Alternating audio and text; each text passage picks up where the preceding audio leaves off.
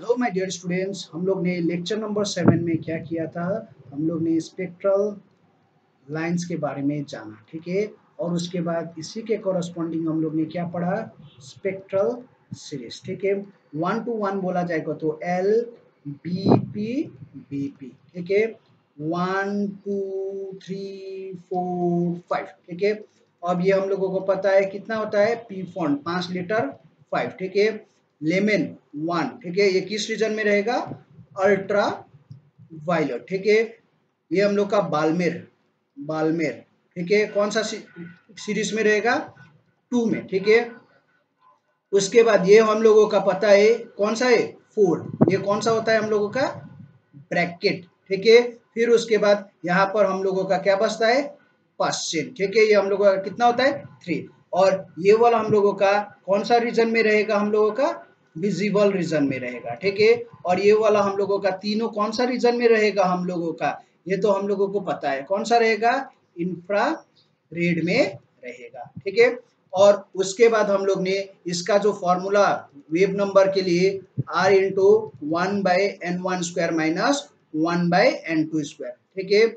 ये वाला पार्ट हम लोग ने पूरा एकदम इस इक्वल टू यहाँ पर क्या होता है 1/λ, ठीक है। इसके कॉरस्पॉन्डिंग हम लोग ने पूरा अच्छे से डेप में जाना, ठीक है कि नहीं, लेक्चर नंबर 7 में, ठीक है। अब हम लोग लेक्चर नंबर 8 में करते हैं, ठीक है। सो लेक्चर नंबर 8 में हम लोग we will be solving only numericals, ठीक है। अब देखते हैं, photons with a continuous range of frequency are made to pass through a sample of hydrogen, ठीक है। ये तुम लोग पढ़ सकते हैं, ठीक है। एब्जॉर्प्शन हुआ ये सब। अब देखो यहाँ पर क्या बोला है, identify the spectral series of the hydrogen emission spectrum to which each of the 3 correspondings, मतलब ये 1 ये 2 ये 3, ठीक है। ये किस किस में हम लोगों का बिलोंग करता है, ठीक है। अब हम लोगों को ये समझना है, ठीक है। अब देखो n इक्वल टू 1, ठीक है, n इक्वल टू 1, ठीक है। यहाँ पर हम लोगों का जब भी जंप करता है, ठीक है, हम लोगों को पता है लेमन सीरीज में हम लोगों का इलेक्ट्रॉन इलेक्ट्रॉन जंप होगा कि नहीं, कहाँ से कहाँ हम लोगों का, from n equal to 2 to n equal to 1। यहाँ पर देखो n इक्वल टू 2 से लेके यहाँ से लेके यहाँ पर हम लोगों का जंप किया है, ठीक है। n equal to 2 to n equal to 1। और हम लोग ने पढ़ा है ये कौन सा सीरीज में पॉसिबल है, हम लोगों का लेमन सीरीज, ठीक है। तो ये हम लोगों का इजीली मिल गया, फर्स्ट का क्या हो गया हम लोगों का, लेमन सीरीज। अब यहाँ पर देखो n equal to 2 n equal to 3। अब हम लोगों को पता है बाल्मेर सीरीज में जो इलेक्ट्रॉन जो जंप होगा, ठीक है, जंप होगा, वो किस में रहेगा हम लोगों का, n2 इक्वल टू 3 से लेके n1 इक्वल टू कितना में होता है, 2 में होता है। सो यहाँ पर देखोगे तो वही है, तो ये कौन सा सीरीज हो जाएगा हम लोगों का, बाल्मेर सीरीज। देखो क्वेश्चन देख के घबराना नहीं है, यहाँ पर क्या क्या कैसे कैसे लिखा है, ठीक है। तो उसको समझना है कि कंटिन्यूअस रेंज ऑफ फ्रीक्वेंसी, अच्छा चलो ठीक है, हाइड्रोजन सैंपल है। फिर उसके बाद हम लोगों को क्या फाइंड करना है, एब्जॉर्प्शन लाइंस बोल के, ठीक है। ये जो हम लोगों का लाइन बोला गया है, ये कौन सा है, 1 कौन सा है, ये 2 कौन सा है, 3 कौन सा है, इसके बारे में तो हम लोग ने ये तो सिंपली पढ़ा है।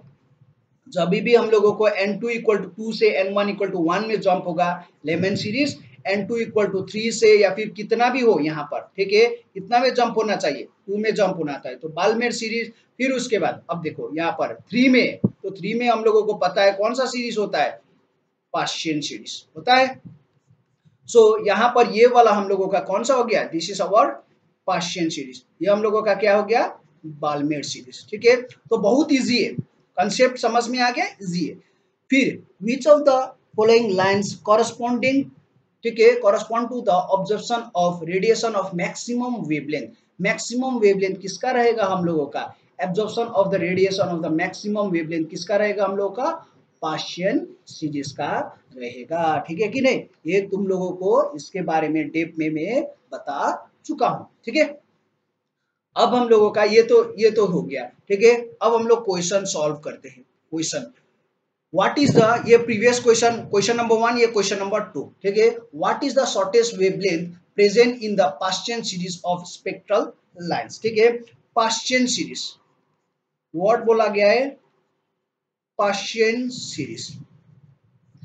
अब LBPBP, ठीक है। अब पाश्चियन, ये तो पी फॉन्ड है 5 ये हम लोगों का 1 2 3। सो फॉर्मूला लिख दो 1/λ, वेवलेंथ पूछा है, ठीक है। वेव नंबर के बारे में नहीं तो ऐसे करके लिखते, ठीक है। यहाँ पर आर क्या लिखते, 1/3² माइनस 1 ठीक है, यहाँ पर n2² लिखते हैं कि नहीं, फॉर्मूला के हिसाब से। लेकिन शॉर्टेस्ट वेवलेंथ, ठीक है, शॉर्टेस्ट वेवलेंथ के लिए हमेशा याद रख लेना, ठीक है, जो n2 होगा वो क्या होगा हम लोगों का, इंफिनिटी होगा।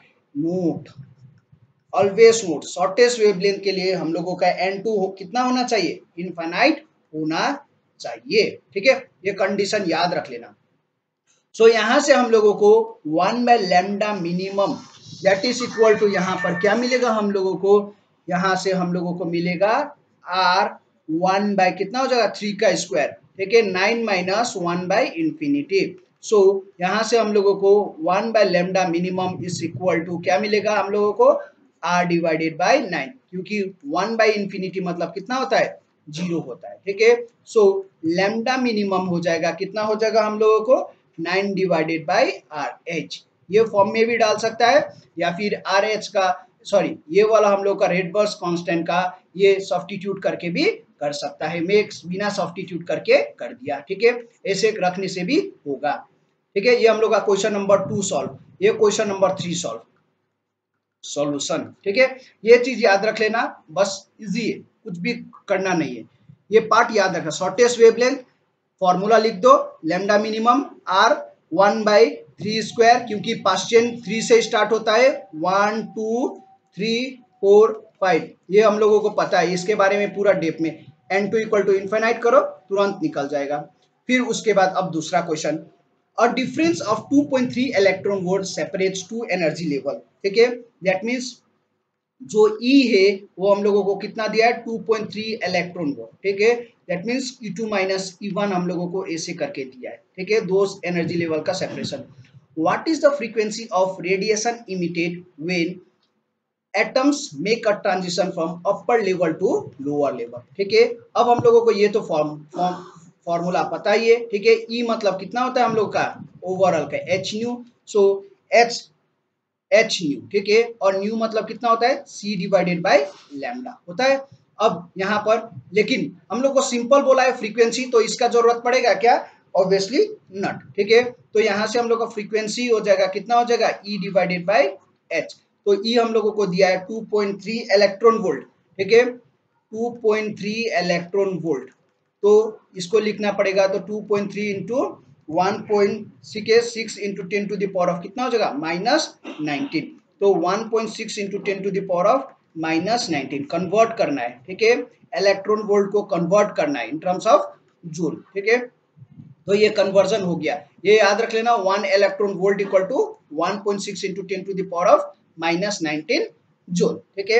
अब उसके बाद हम लोगों को जो ये कांस्टेंट है वो कितना होता है, 6.62 into 10 to the power of -34, ठीक है। सो यहाँ से हम लोगों को जो फ्रीक्वेंसी मिलेगा वो तुम लोग कैलकुलेट करोगे तो कितना मिलेगा, यहाँ पर मैं कैलकुलेशन कर दे रहा हूँ, ये हम लोगों को मिलेगा 5.56 into 10 to the power of 14 hertz, ठीक है। कैलकुलेट करके तुम लोग देख लेना, ठीक है। Simply separates two energy E2 minus E1, हम लोगों को पता है किसके बराबर होता है, H new.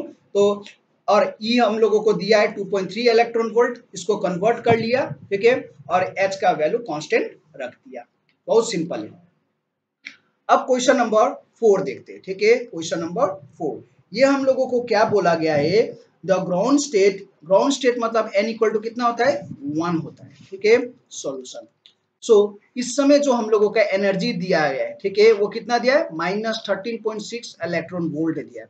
What are the kinetic energy and potential energy, ठीक है, of the electron in this state, ठीक है कि नहीं। तो यहाँ पर सिंपल से तुम लोग एक पॉइंट याद रख लेना है, kinetic energy of the electron जो होगा माइनस ऑफ जो भी हम लोगों का ग्राउंड स्टेट है, ठीक है, कितना है, माइनस ऑफ माइनस, ठीक है, माइनस ऑफ ई लिख दो, ये पार्ट हटा देते हैं, माइनस ऑफ ई, ठीक है। तो यहां से क्या हो जाएगा, कितना हो जाएगा, minus of minus 13.6 electron volt, तो कितना हो जाएगा प्लस 13.6 इलेक्ट्रॉन वोल्ट हो जाएगा, ठीक है। तो ये चीज याद रख लेना, ठीक है। ये हम लोगों को क्या मिलेगा, काइनेटिक एनर्जी। वैसे क्या तुम लोग फॉर्मूला, जो लंबा फॉर्मूला दिया है मैंने, जो लंबा फॉर्मूला दिया है उससे भी तुम लोग कैलकुलेट करके देख सकता है। कैसे, ये करके देख दूं क्या, ये हम लोगों का energy, kinetic energy is equal to, यहाँ पर डायरेक्ट दिया है तो मैंने डायरेक्टली लिख दिया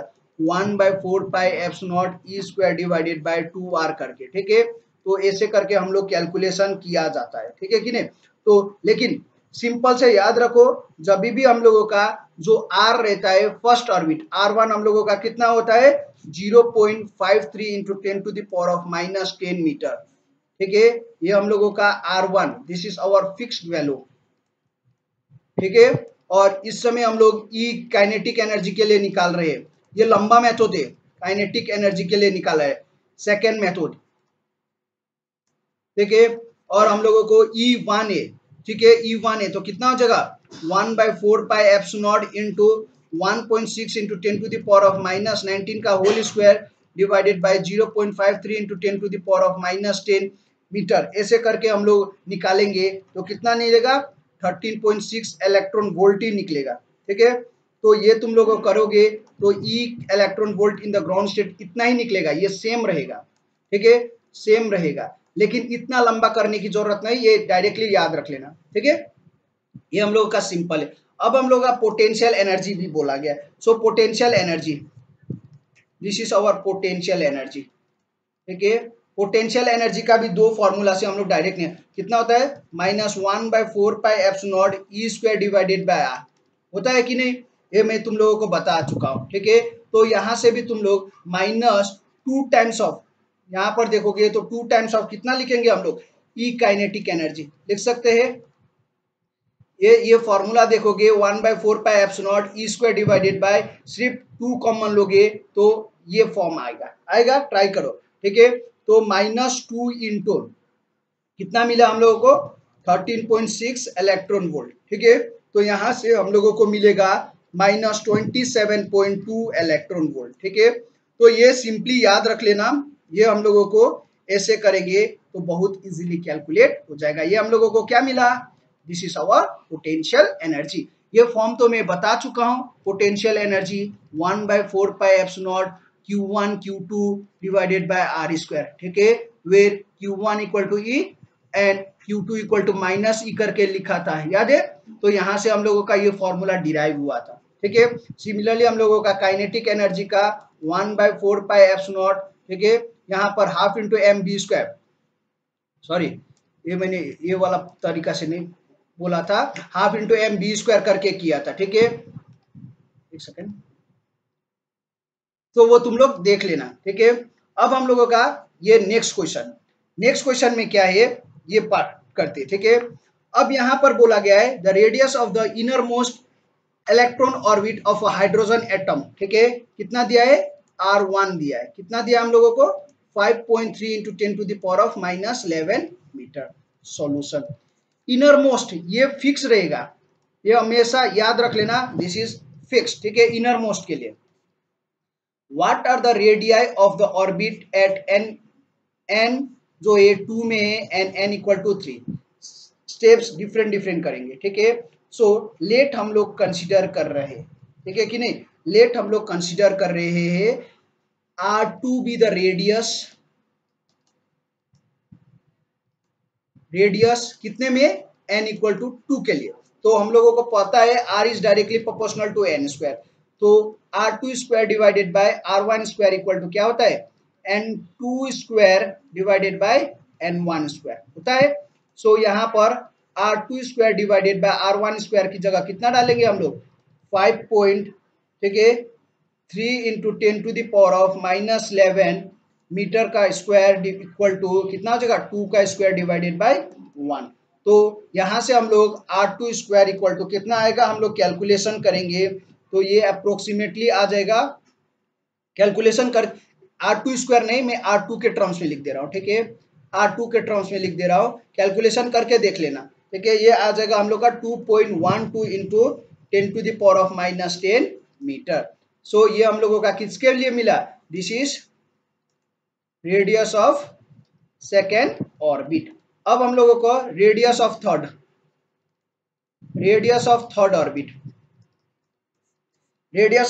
ऑर्बिट निकालना पड़े तो r is directly proportional to, हम लोगों को पता है फॉर्मूला के हिसाब से क्या होता है, n स्क्वायर। ठीक है, सो यहां से हम लोग लिखेंगे तो क्या हो जाएगा, r3 square divided by r1 square is equal to n3 square divided by n1 square होगा। सो यहां से हम लोगों का कितना हो जाएगा, r3 square divided by r1 square, तो हम लोगों को पता है कितना होता है हम लोगों का यहाँ पर 5.3 इंटू 10⁻⁻11 का whole square is equal to 3 square divided by 1। जब हम लोग कैलकुलेट करेंगे तो r3 का वैल्यू आ जाएगा 4.77 इंटू 10⁻⁻10 मीटर। ठीक है, सो ये तुम लोग क्या करो, कैलकुलेट करके देख लेना। ठीक है, तुम लोग कैलकुलेशन करना, ठीक है कि नहीं। अब हम लोग लास्ट एक और क्वेश्चन कर लेते हैं। ठीक है, अब ये क्वेश्चन क्या बोला जा रहा है ये मैं तुम लोगों को लिख दे रहा हूं। ठीक है, hydrogen atom initially in the ground level absorbs a photon which excites it to the n equal to 4 level.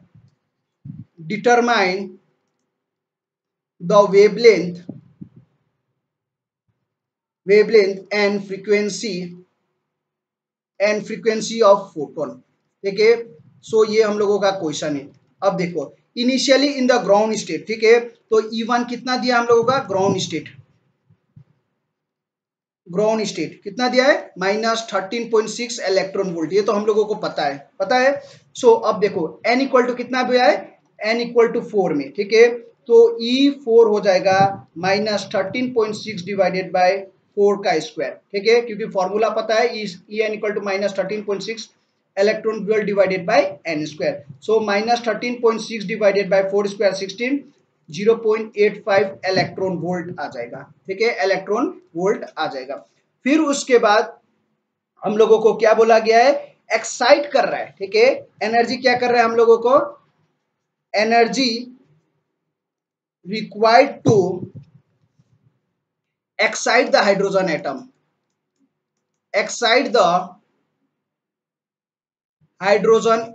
ठीक है, क्या हो जाएगा हम लोग का, E equal to E4 minus E1। ठीक है, और E4 हम लोगों का कितना है, -0.85 माइनस ऑफ -13.6 इलेक्ट्रॉन वोल्ट के टर्म्स में रहेगा। ठीक है, तो यहां से कितना हो जाएगा, -0.85 plus 13.6 in terms of electron volt, तो यहां से कैलकुलेट करेंगे तो 12.75 इलेक्ट्रॉन वोल्ट मिला।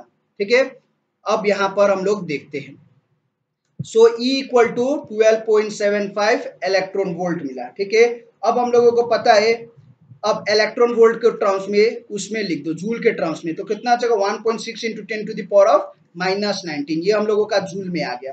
तो कैलकुलेट करेंगे तो 2.04 इंटू 10⁻⁻18 जूल आ जाएगा। ठीक है, एनर्जी, तो E इक्वल टू कितना होता है, H न्यू होता है, तो न्यू हम लोगों का कितना होता है, E डिवाइडेड बाय H, तो H कितना है हम लोगों को 0.2 इंटू 10⁻⁻18 E का वैल्यू, और H का वैल्यू कितना होता है 6.62 इंटू 10⁻⁻34। सो न्यू हम लोगों का आ जाएगा 3.08 इंटू 10⁻15 हर्ज। ठीक है, फ्रीक्वेंसी है तो क्या हो जाएगा, यूनिट हर्ज में हो जाएगा। ठीक है, सो यहां से हम लोग ने क्या कैलकुलेट कर लिया, फ्रीक्वेंसी।